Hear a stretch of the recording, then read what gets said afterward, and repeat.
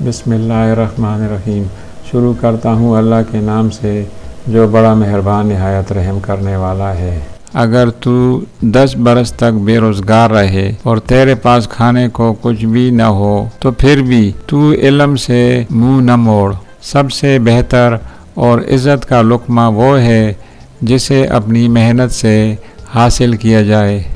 اللہ تعالیٰ کا ہر فیصلہ عقل اور انصاف پر مبنی ہوتا ہے، اس لیے حرف شکایت کبھی لب پر نہ لاؤ۔ دنیا کو پا لینا کوئی برائی نہیں، لیکن جب دنیا کو آخرت سے بہتر سمجھا جائے تو پھر یہ دھوکہ اور خسارہ ہے۔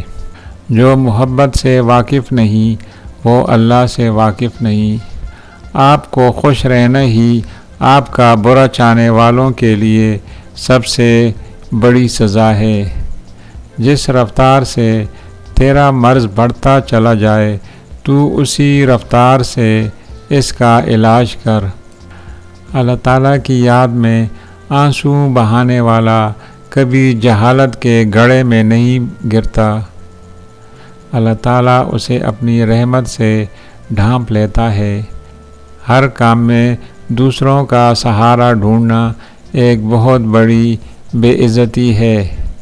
اگر تم اللہ سے رابطہ قائم نہیں کر سکتے تو کسی اللہ والے کی صحبت میں بیٹھ جاؤ، اللہ سے رابطہ قائم ہو جائے گا۔